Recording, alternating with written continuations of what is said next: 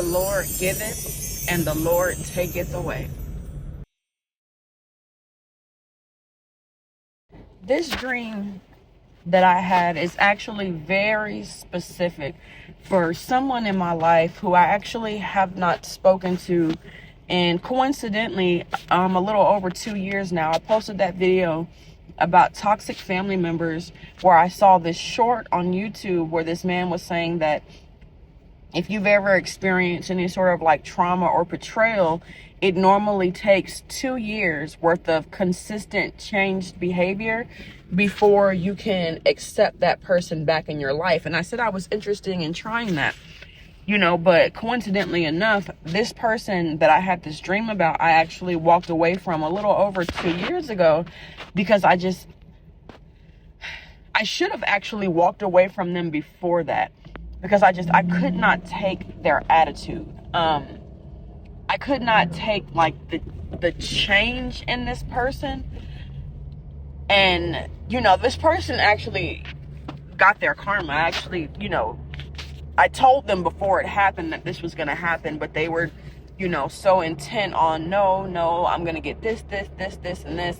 So the dream that I had was actually a good one. It's actually a good one. So that's why I'm thinking it may be time for me to go ahead and let this person back in my life.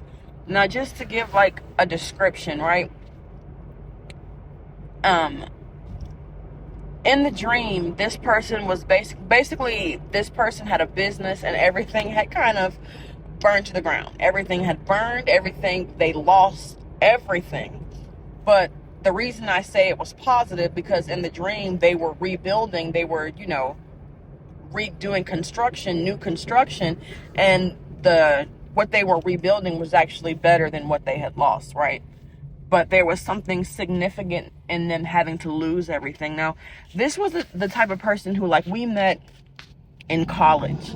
And from, like, the day that we met, we became, like, instant. Like, we had, like, this instant connection, right? We used to do everything together. We would we had two different majors, but we would try to schedule our schedules, around the same time, where even though we didn't have the same classes, we were in classes at the same time so that we had the same free time, because we used to work out together, and we would work out every day, Monday through Friday. We scheduled it. We put breaks in our schedule so that we could go and eat lunch at the same time. I mean, me and this person like did everything together.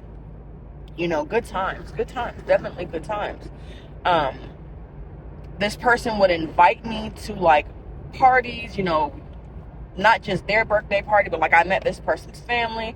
I would get invited to like their family's parties, birthday parties, reunions, anniversaries, their parents' anniversaries, like, basically anything and everything we did together.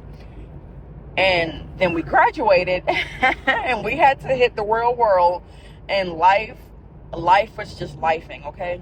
Life was doing what it does. So there was a bit of a struggle, because imagine like being a college student and, taking out all these loans to pay for everything. You're not necessarily like living the life, but you have no bills, but you got all of this refund. So you always had money to do things, always had money in our accounts, to being adults and having to work and pay bills, and to feeling like you never have any money in your account. It's like, wait a minute, like, this is not what I went to college for. I did not go to college and get a degree to be broke. Essentially, you did, right? So we still talked a lot. I relocated and then came back. This person eventually relocated. Just a lot of different things happened, right? So this person ended up getting a job, coincidentally, where they went to go work for the college that we graduated from. It ended up being that was like the worst move. They worked for a bank, and I did not realize that bank tellers made so little. I don't know why. I just assumed if you're working at a financial institution as a bank teller, especially because y'all know it's pretty hard. Like, people will say, oh, I know somebody who works at a bank teller. If you've ever applied to be a bank teller, like, it's not like extremely difficult, but they don't hire just anybody, they really don't. So this friend, applied to like several positions before they finally got one and worked as a bank teller. And I did not realize that bank tellers made such little money. Like I honestly did not realize that. So even though she liked the job, she loved the hours. I mean, banking hours have the best hours. I mean, yeah, it takes up your entire day.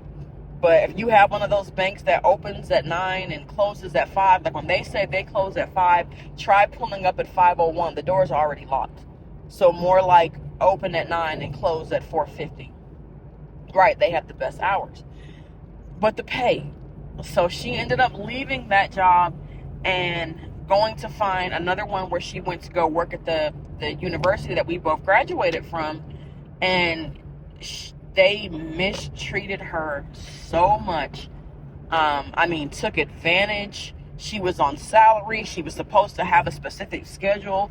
They would, write her up if she didn't come in early when they needed her to come in early, even though she wasn't getting paid to be there early. They would expect her to stay late. They would host all kind of functions. Like, I did not realize.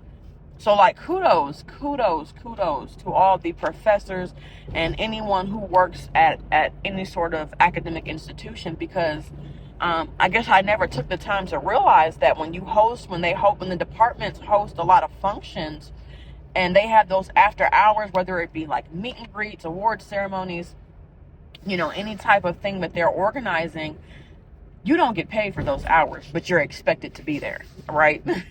So there were a lot of additional hours that she was not made aware of, at the time that she interviewed and was given the position. She was told that the schedule was a 9 to 5.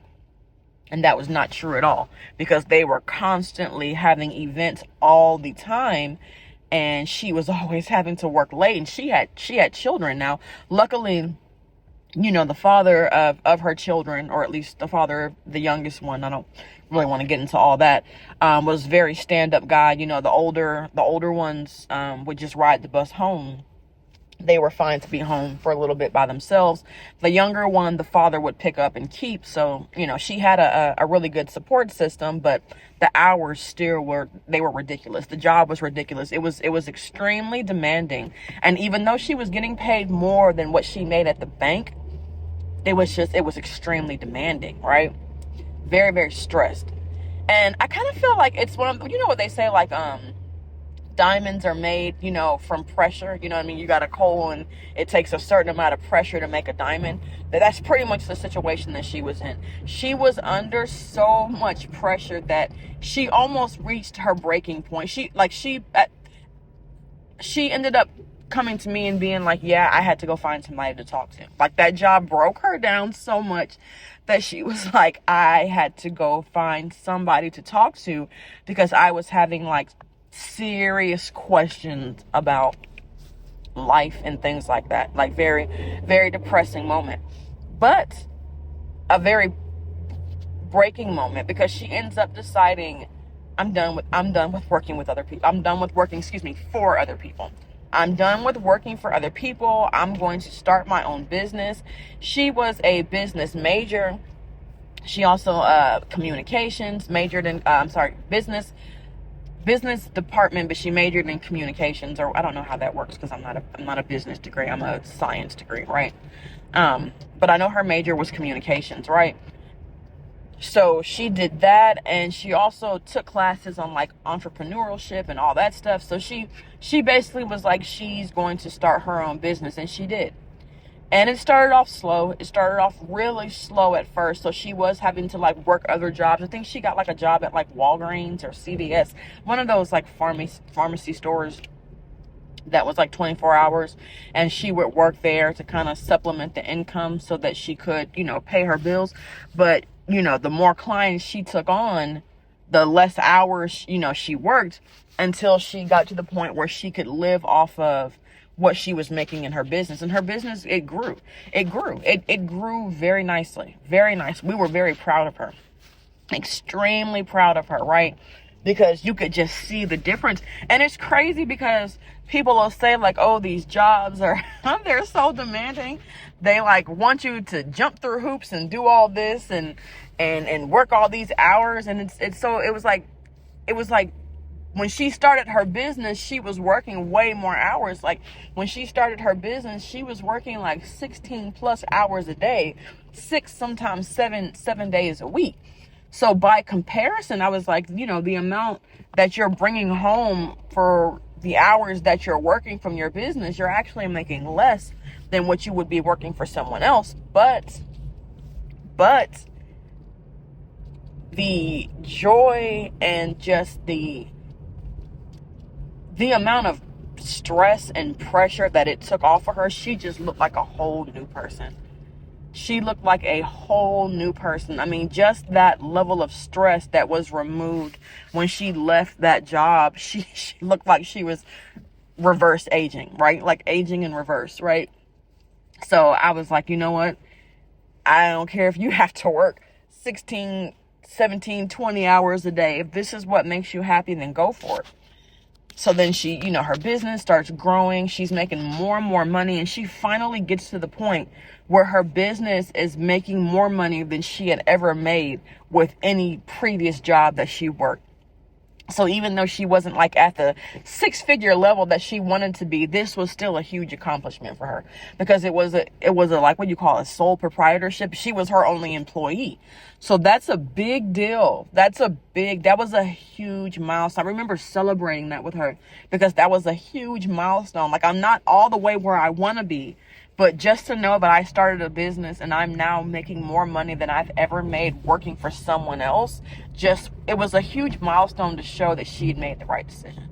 Because when her business started off, and it was slow for a while, a lot of people questioned her, right? Specifically family. Y'all know family. But not like question her and like they thought it was a bad thing. More like they were worried for her. Because they were like, hey, it's going slow. It's not working. You're not making any money. What are you going to do? You have bills. You have children. What's the plan here? Look, the plan, she was already doing the plans. I don't know what y'all are expecting. A lot of businesses take a long time. They say something, whoa, this car is driving so fast, it's literally kicking up dust, and you're driving on a road. So, yeah. But, we were just extremely proud of her when she hit that milestone, right? But something in her, when she hit that milestone, changed. Something changed, where she went from being this extremely happy, grateful person to being selfish, to being self-centered. We had a group chat. It was like me, her, and one other person. And we had this small friend. So y'all, like, she had other friends, the other person had other friends. I had them too. My circle's always been small. Even though college campus had thousands of people on campus, I had those two. That was all I needed, right? And there were times where she would make comments, like, say me or the other girl, and we were still working, regular jobs. We were still clocking in for someone else. We would say like, oh, we had a bad day at work. She'd be like, oh yeah, I could never do that. I just could never go in and clock in at anybody's job for a paycheck. And you're like, yeah, but you did that for years, You did that for years. Like, you talking about never say never. And I say never say never because, long story short, she ended up getting back to the point where she had to clock into somebody's job. So just, be careful, what you say. But she just started changing, like got real big-headed, just making real snide, underhanded comments to me and the other person. And then the way she started treating the father of her youngest child, the one who was actually there and did a lot so that she could put a lot of time into her business. The way she started treating him and talking to him. I mean, at one point they were like engaged. They were engaged to be married. Now that didn't work out long before the business got successful, but they still had a very, very close, friendship and co-parenting relationship. They got along great. But all of a sudden, when she reached a certain level of success, all of a sudden, like, he wasn't good enough. She was, oh, he needs to be doing more. I don't know why. I keep telling him to start his own business so he can make money. Why is he doing all of this, making pennies on the dollar for other people? And we had to tell her, like, yo, like, entrepreneurship is not for everybody. Like, for those of you that have the spirit of entrepreneurship, and I believe a lot of spiritual people do. If you're the type of spiritual person where you have issues with maintaining a 9 to 5 because like something in your spirit, you're always leaving a job to go find something new, then you either need to be an entrepreneur or you need to be in more leadership roles, because you're just not the type that's meant to sit there and clock in and take orders from other people, right? But not everybody has the spirit of entrepreneurship. Not everyone wants to own their own business. Some people like the freedom of being able to get up, go to work, do their 8 hours, come home, and like use the rest of their time to relax and do something else.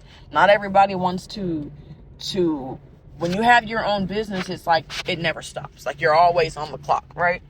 If anything happens, it's on you, especially when it's a sole proprietorship. If anything happens, if anyone's dissatisfied, guess what? It's all on you, right? There's no default.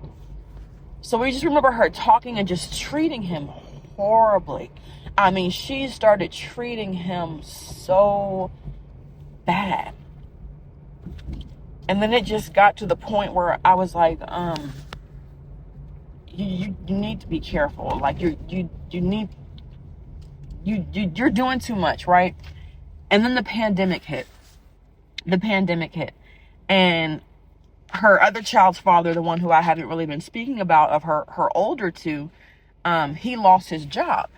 And this person, oh my God, y'all, I can't even refer to her as my friend anymore. At this point, it's this person, because this is not my friend. I don't know what this is. I don't know what entity of greed. Like she got overcome by some sort of entity. And then I ended up finding out later that she actually was into spirituality and was doing all kind of spiritual practices and rituals. When I started getting into spirituality, I was talking to her about it. And that's when she opened up to me and told me she had actually been into it for years and had been doing all kind of rituals and things and just never told anyone. See, I didn't know this. I wasn't aware of any of this.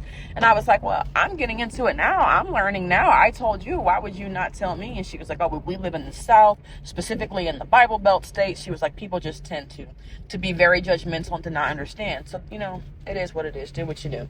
So it turns out she had been doing a lot of rituals, a lot of practices, opening up the doors, door openings, rituals, all kind of things, money rituals. And, she believes that that's what helped her business grow so much success. And I believe that too. I believe that too. I fully do. But, I've done a video before. I don't remember what I titled it, right? I don't remember what I titled it, but I did a video before where I was talking about when you open up those doors to spirituality, you have to make sure that your intentions and like the space of mind that you're in is pure, is open, is loving. Because when you do those rituals, if you do those rituals and you're like, oh, I really want to start a business, I really want to make money, I want freedom, I want more balance in my life, I want this and that, you're coming from pure intention. So you're going to get that in return, in the form of result. But if you start going and doing rituals to get more and more money, and you start doing it from this thing of greed, see, then at that point, when you're doing the rituals, you're opening the doors for some pretty dark entities to come in.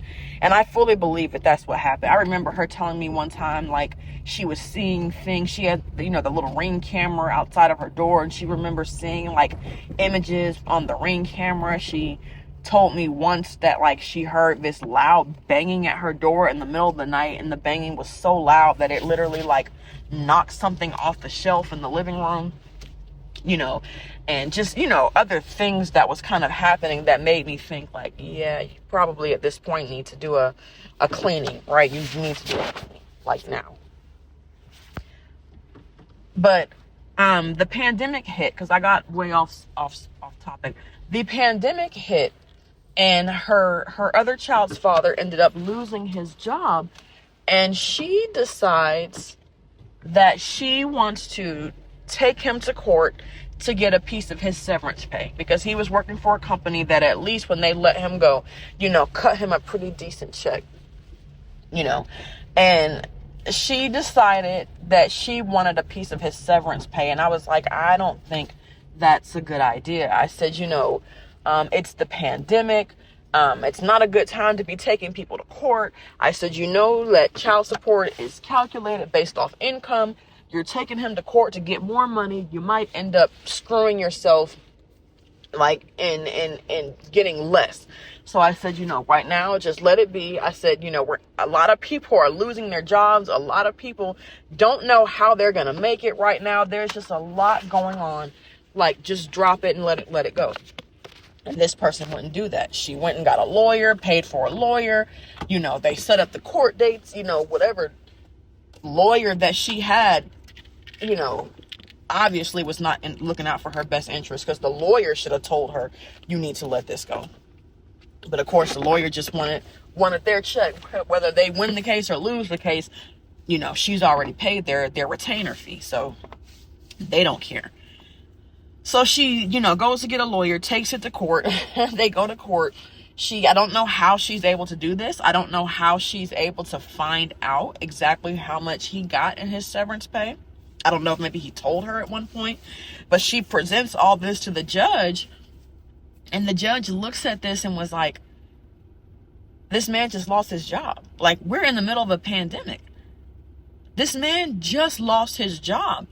And you want to he has like no way to provide for himself, for these children that y'all have together.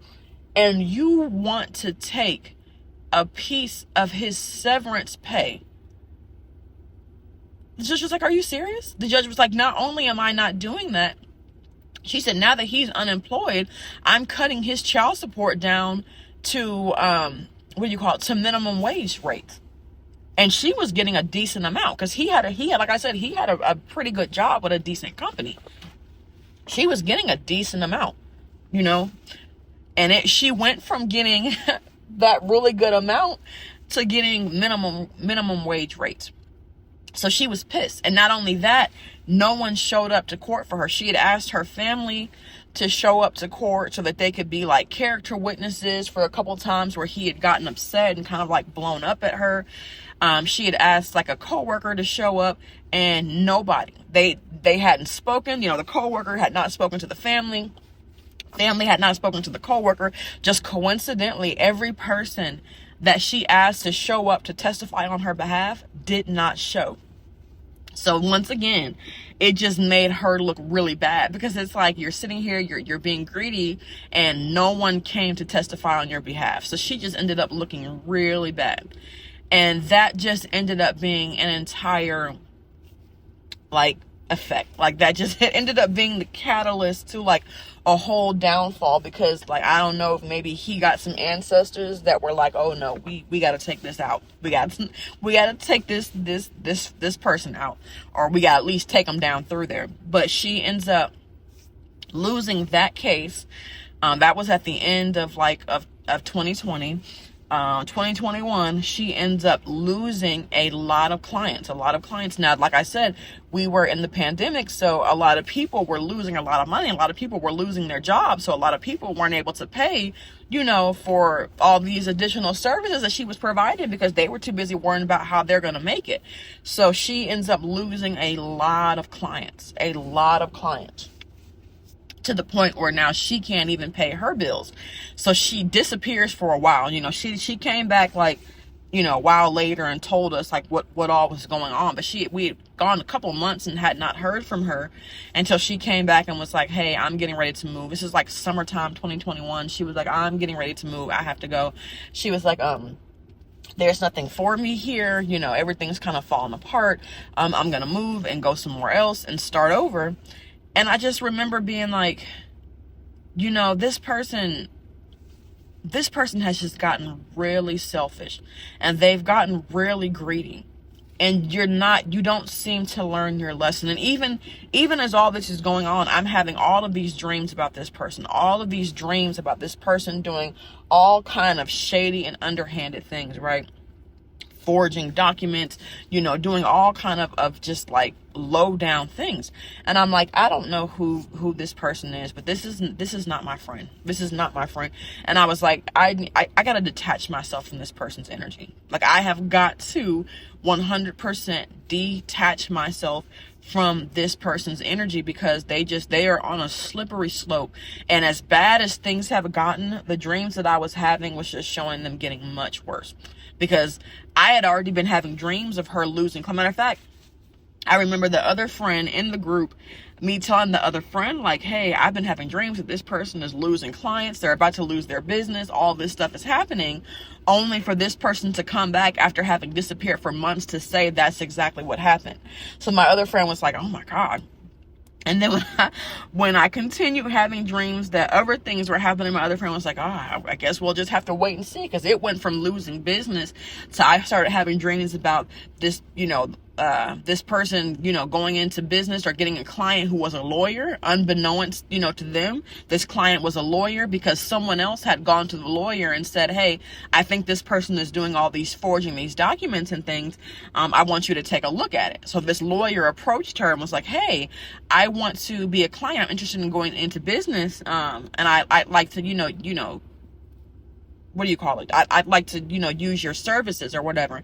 And then in the dream, the whole time, the lawyer is just racking up evidence to take her to court. Now, I don't know if that ever happened because I ended up, when this person decided they were going to leave and relocate and go to a different state, I cut all ties with that person. I have not spoken to that person since. And that was 2021. So actually, it's been more than 2 years. It's been about 3 years, right? So I don't know what happened with that, but I do know that like the dreams just kept getting significantly worse, like from, illegal matters, from ending up in the courtroom, from ending up homeless, And then once I completely detached myself, the dreams stopped. The dreams completely stopped. So now that this person is showing up in my dreams again after all of these years, but good things are coming in, I'm hoping that means that my friend is back, right?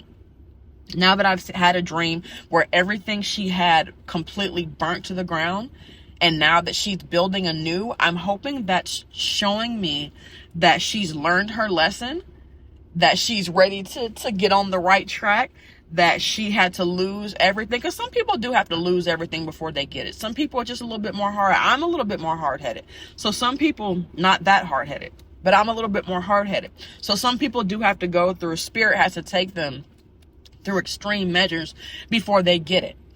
But I'm hoping that like that symbolic of her losing everything was enough for her to learn, because in the dream, like I said, everything was being built anew. And not only was she getting everything back, but she was getting bigger and better. And she was smiling and she had this glow about her. So I find, and it's weird because someone told me, who was it? Somebody told me that an old friend or someone from my past would be coming back either at the end of this year or next year. Somebody told me that like earlier this year, somebody told me that. And I was like, I don't know who you're talking about. I have no idea. But I said, I guess we'll just wait and see. So now that I have this dream and we're like, what is this? August? We're coming towards the end of this year. I'm thinking that person may actually be her. Now, for right now, she's still blocked on my phone and everything. So she has no way to contact me. But, I got some things I'm trying to get together myself. So I'm going to get all my stuff that I need to get all my ducks in a row. And then I may unblock her and see if that communication comes through. But I really feel like she's learned her lesson and like my old friend is back. Because that person, my friend, that person was a beautiful person, a beautiful spirit. Whatever entity overcame her, whatever entity of greed and selfishness overcame her, I don't know what that was, but I can tell you definitively like that was not my friend. So this was a long message and it was very specific about somebody else, but I'm just here to say like the message for today is like the Lord giveth and the Lord taketh away, right? So just be careful about being too worldly, right? The Lord gives you something, especially something that you ask for. Make sure you continue to give him praise. Make sure you continue to whatever you were doing when you asked for it, continue to do it after you get it. Matter of fact, do more. Whatever you were doing, whatever you were praying, whatever you were saying you were going to give as an offering when you asked for it, continue to give it after you get it. Don't just get what you want and then just be like, oh, I got it now. I don't need you anymore.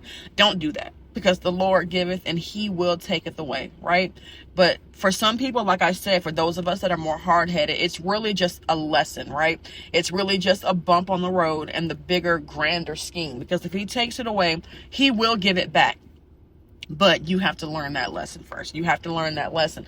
And when he gives it back, he's going to give it back even bigger and better, right?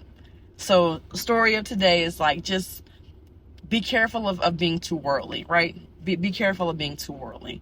But anyways, y'all, this was another long one.